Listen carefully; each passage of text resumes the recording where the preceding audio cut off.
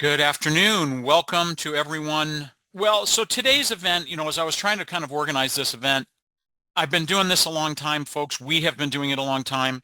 I always try to find things that, or think of things that I think will be helpful to users, um, that will be able to assist them with them for them to be able to make the best of preparing for their 2025 accounting year. Okay. And so this was it's kind of a little bit of a freewheeling event today. I've organized some thoughts on some things, but if there's something you have a question about, please let us know or let me know. I will do my best to keep an eye on that. Um, so, all right. So first thing, lots of Church Windows users will use the change of year. Basically, we're on a calendar year that ends in December and a new year that starts January 1 of 2025. Whatever your accounting year is, we're considering that, December and January respectively, the end of one year and the beginning of the next. So that's what I mean when we're talking about change of year, because many of you are on a calendar year that ends in December and starts the new year in January. So that's why I'm referring to that then is many users will use the change of year to make changes to their chart of accounts, okay? But as I was developing this, again, I also find it's very important to let you know that the software is enormously flexible, okay? And what I mean by that is you don't have to wait till the end of the year in order to make changes. You don't have to make changes to the chart of accounts starting in, say, 2025, okay? The software will permit you to make changes to account names and account numbers at any time throughout an accounting year, okay? I'm going to say that again. Changes are permissible to account names and account numbers in the chart of accounts at any time, okay? So if I need to go in and make a change to a single account, I can go right here into my chart of accounts, click right here under account name or account number and edit that name or number to an available number right there, okay? And that I can do that whether I'm in 24 or 25, all right? Where it does become important is in terms of timing on changing things is whether you want the account numbers and account names to be the same in 24 versus 25, all right? And if you want them to be the same in both, then you really have to make sure that the work ideally would be done in 2024 before opening up your new year, okay? While account numbers and account names can be changed at any time, maybe deleting accounts is not permitted, okay? That's really what you're restricted by in terms of changing the chart of accounts in Church Windows Accounting, okay? Is I can't delete an account if it has activity or a balance. All right, it's that simple. That's part of the audit trail that Church Windows Accounting offers, and that may be the only thing that you're restricted by in terms of deleting accounts as well, all right? Just deleting accounts may not be available for you at any time, but changing account numbers and account names is, okay? So backing up one more step here. If you're talking about or considering making a bold or large change to your account numbers or account names or to your chart of accounts in general, what do we always say? Back up your data first, all right? So we would close out of accounting. It is your only undo, go to and back up, save that backup somewhere you can retrieve it again, all right? And this is true for both Church Windows desktop users and cloud, all right? Even cloud customers can back up their data at a specific point in time and maybe save that back up to the desktop in the cloud or onto a flash drive or something else, just like any other user, all right? So a change to the chart of accounts itself, to me, is a risky enough endeavor, I guess that's the way I should put it, is I'm unsure of what my outcome is going to be. So if I'm unsure about that, I'm going to give myself a restore point to go back to if I need to, whether that's in an hour from now or a day from now. Okay. So backups are very simple. You go in, you back it up, save it. Just remember where you saved it. And if you need to, you can always go back and get that backup and even go so far as to restore just the accounting data as well if you wish. Okay, so let's go back into accounting because that backup gives us the courage and the security moving forward that we can go into our chart of accounts and make changes to it, whether it's now in 24 or in future in 25, knowing that we can undo that, okay? There is no undo if I go in here and do this other than manually going in and, and renaming or changing the account numbers back to what they were manually, when all I need is a backup if I need to restore it to go back to where I started. Okay, they're peace of mind. So make sure you're backing up your data before you make a change like this. Okay. All right, so for the purpose of our webinar, I've gone ahead and opened the 2025 accounting year. I'm not covering the accounting year opening procedures, okay? I believe that's an event we're going to be doing next month, but just going to bring over my browser page here for you on churchwindows.com. And if we go up to customer support here and go down to New Year Prep and Help, that is the page that we're looking at right here. And if we go down further, you're going to see accounting. And here's the accounting New Year Prep Steps section where there's a PDF document and a video on setting up your new accounting year. Okay. Folks, accounting, go ahead and open 2025. All right. Maybe many of you already have. All right. I don't know, if you have or you haven't, but there's no reason to wait in opening 2025. Not for the purpose of posting anything. We're not going to be, all we're opening up is opening 2025. We're not closing 2024. Again, the software is very flexible in that respect. Okay. I mean, I know some of you have already probably opened 2025 and are already on your way to doing work on getting the new budget entered and reworking your chart of accounts and cleaning up and deleting any unwanted accounts you're not wanting anymore. Okay, but for those of you that are unfamiliar with that, you do not need to be finished with 2024 in order to be able to go in and open up and work and set up 2025.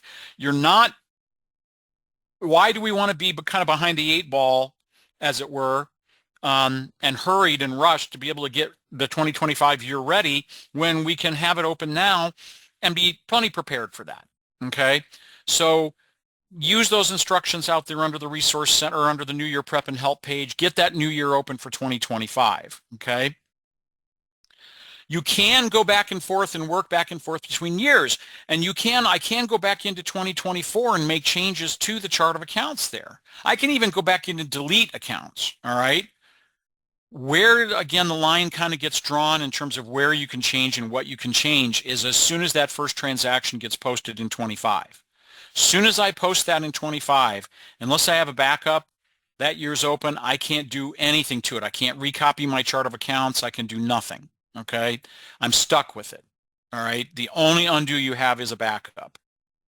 So, again, the topic of today is account end of year cleanup. And so many of you are doing that. So let's go back into, say, 2024 here. So I'm going to change back into 24. And I'm going to go, okay, I'm going to go into my chart of accounts well before I do that. If I'm going to be wanting to make large sweeping change to the chart of accounts itself, I'm going to go up under special functions and right here, change account number structure. Okay. When I click on that, it pops up with a message that says, you've got exclusive access to editing accounts. No one else can make changes to your accounts while you're in it. Perfect. Click OK. Here is my chart of accounts for 2024. And it shows account number before renumbering and account number after renumbering. And notice I can click in that account number after renumbering and I can edit accounts right here. Okay, I'm going to use this window when I'm going to be changing a whole lot of accounts. It's all of the accounts are sitting here and I can basically make a sweeping change to a bunch of accounts all at the same time. And when I'm finished here at the top, I'm going to get out my drawing tool here, and then right up here I haven't changed anything, but I would then click the Save button right up there. All right, that's where I'm going to be making a very large, if I'm changing a bunch of accounts simultaneously, the quickest and easiest place to do that is right here at that renumber chart of accounts window, including changing my account numbers. Okay, so if I don't like my 1.2.3 account number structure, I can go right up here to change structure and I can change that. Okay, but here kind of is where things get to be tricky because we've got two different accounting years open, right? 24 and 25. I'm really only, because I'm in 24, I'm making changes to my account number structure in 24 only. Each year's chart of accounts is technically separate. while most of the time you're going to be literally making a duplicate copy of the chart of accounts from say 24 into 25, and that's what I did, okay? As far as the software is concerned, they are technically two different charts of accounts. They are mirror images of one another, but as far as the software is concerned, they are different. Okay? So changing account numbers and account names in one year is not going to necessarily affect or change those account numbers and account names in a different accounting year. All right? So again, renumbering a bunch of accounts, changing those, I'm going to do that right here and save it.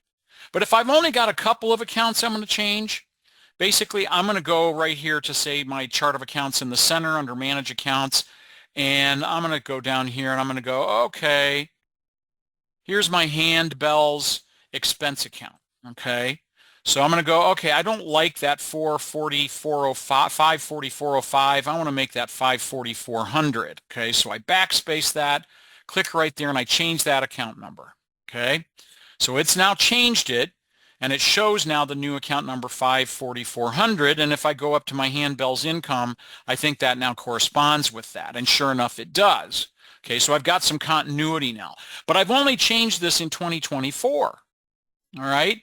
So if I go now into under special functions, manage years, and change back into 25, okay, and it's changing the year now. It takes sometimes it takes a few seconds, and I go back into my chart of accounts here, and I go in and I find my handbells.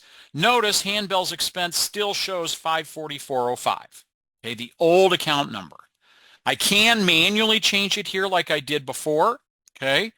But I don't need to do that, okay? There's a couple of options that we have with regards to that. And again, this is only important, folks, if you are making, maybe lots of changes and you want the information to be the same in both years, that I might need to do that, all right?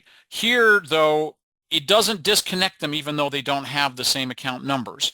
But if I really want to do that, I can go right up here to special functions, manage years, and I've got the option called recopy chart of accounts. Okay?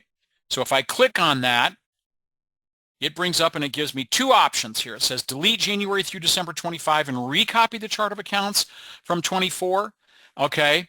And that's going to permit me to do that anytime I want up until I post my first transaction in 25. Once that first entry is posted, that first button goes gray and I cannot choose it. But what I can do is also choose the second option, which is update 25 accounting details from January through December 24. And that's what I'm going to choose.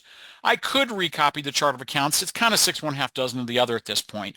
But if you go back into 24 after entering that first transaction and you can't update or recopy the chart of accounts, the next thing to try is to do this account details. So I click on it and it says, are you sure you want to replace the account details from 25 from 24? We're going to click yes. Okay. Goes through. It's double checking the data in here for 25. And it's double checking that. And now when I go back into my manage accounts here and I go under my handbells, it should now be showing my new account number here. Oh, come on, Josh. Typing is not my skill today. So there it is. My handbells expense now shows the new account number that I entered in 2024. Okay, and that would update. It's basically going through and doing a double check on the accounts and everything else, and updating that information. And that would update anything in the chart of accounts, folks. That updates your vendor information, names and addresses, account numbers, account names. It just double checks everything and changes it and corrects it. Okay.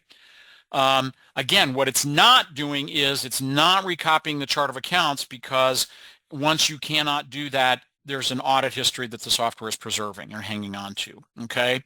So just be aware, I can go into 25 and make my changes. And again, changing the account number in 1 year does not disconnect it from 25. All right. And the way that I can best show you that that occurs is if we go right up here to chart of accounts, and right here, let me get out my drawing tool again here, this feature right up here called match accounts. Now, while you should need this function rarely, I like to show it to folks, okay? Right up there, match accounts, because it shows us what is matched between 24 and 25, okay? So it pops up and it shows unmatched accounts. I've got Well, it looks like I've got an accounts payable vendor. It looks like Trinity Supplies because that's one of the accounts I was going to show you. But right here, matched accounts. So even if I did have different account numbers in different years, the software still connects those accounts across those years, even though they may have different numbers or names. Unless you come in here and for one reason or another, for some reason, I can't imagine why, you unmatch it. Okay? The software would only unmatch accounts if, say, you deleted an account and then you needed to add it back. All right. Otherwise, it doesn't matter the name or the number. As long as you copy the chart of accounts forward, it's going to say, hey, this account number in 25 is really this different account number in 24. And it'll still connect them for things like previous year on your treasurer's report and what have you. Okay.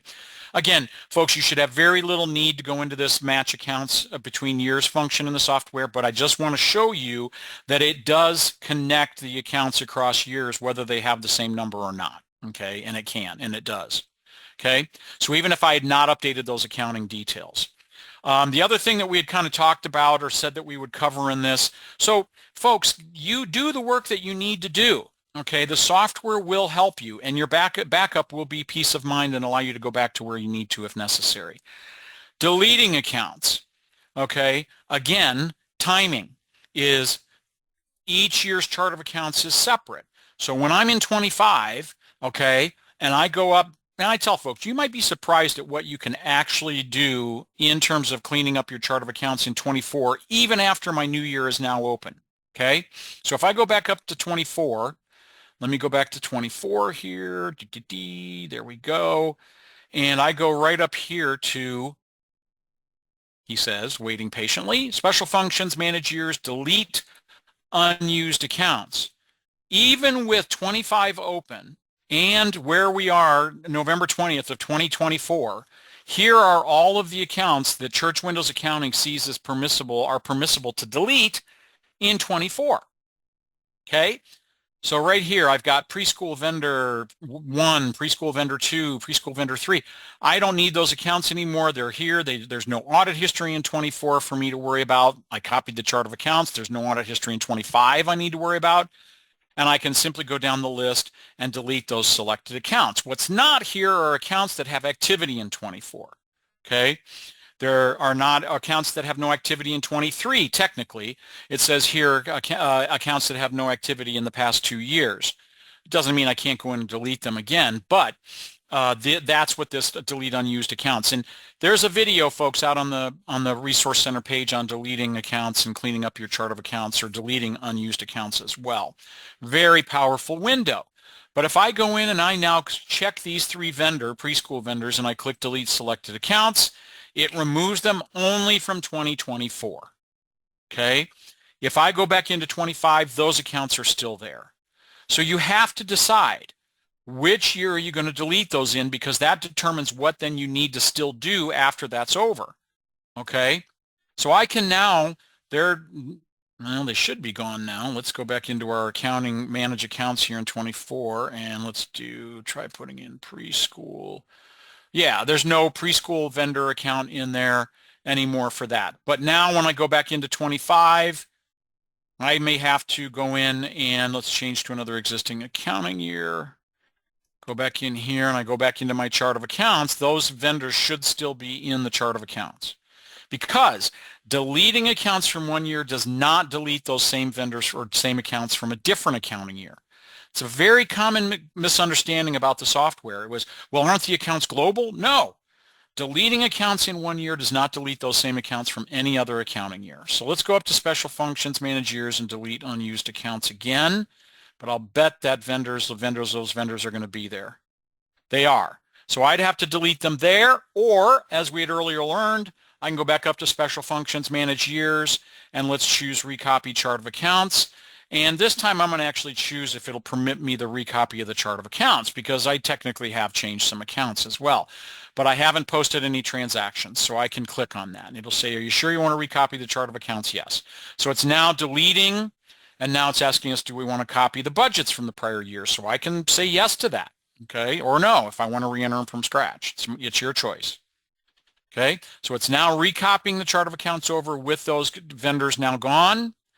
Are those preschool vendors now gone? And it takes a few seconds on that to do this, obviously. And there it is. Now, when I go back into my chart of accounts in 25, those vendors should now be gone, and they sure enough are. Okay?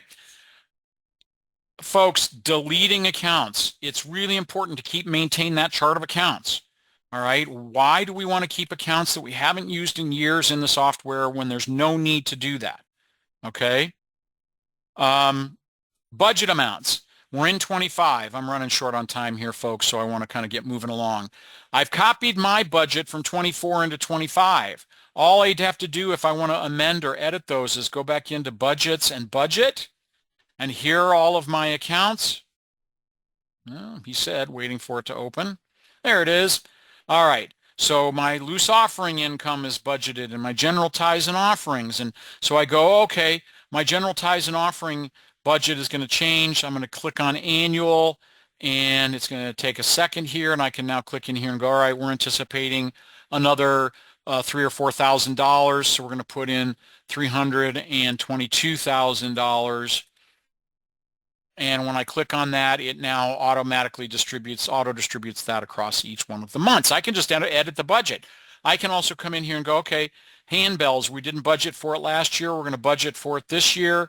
I simply choose the budget I want, annual, quarterly, or monthly, enter the budget amount, and the software saves it automatically. Okay? So again, not too much about the budget. You decide when you open 2025 or the next accounting year whether you want to copy the budget over or not. Okay. Here's what I tell people on my support calls, my folks on support calls when I'm talking with them. They ask me about whether I should do that. And my simple response to it is, look, if 60% of your budget changes and 40% of it doesn't, then you've saved yourself 40% work. Okay. So, to me, unless the entire budget amount is changing or you're going to consider using the budget projection function in the software, I'm typically going to copy my budget forward. At least most of the accounts, or if not all the accounts that I'm budgeting, are going to be selected. Okay, that is that's going to save me time, and that's simply my answer to that. I'm all about saving time and effort on this. Okay. Changing the budget in 25 doesn't change the budget in other earlier accounting years. Same thing. Each year's chart of accounts is technically different. So deleting accounts in one year's chart of accounts does not affect the others unless we want it to. And you may have to go in and manually change something if you want them to be the same. Like if I can't retroactively copy the chart of accounts or the account details back into 24. So if I have made changes into 25 and I want to put those back in 24, I'm going to have to manually enter those back in the 24 year. I can't retroactively or move the chart of accounts backwards, only forwards. Okay.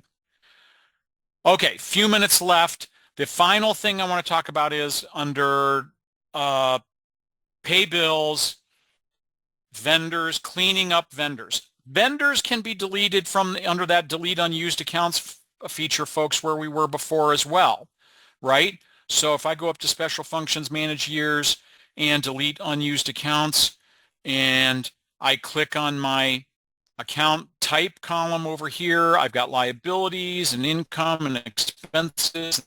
I go all down to the bottom, there's AP vendors. Shows the last date that these vendors were used. Why do I want to keep my chart of accounts cluttered up with vendors I haven't used in years? Okay. If the church decides I'm going to do business with them in future, then I'll just add them back to my chart of accounts. Okay.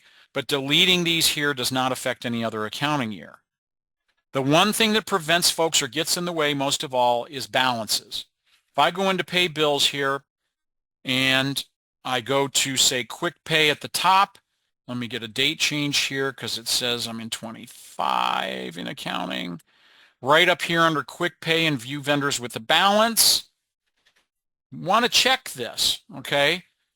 We're not covering outstanding bills today, folks. If you have questions about the outstanding bills list that you have listed here, please register and join us for the event tomorrow afternoon at 12:30.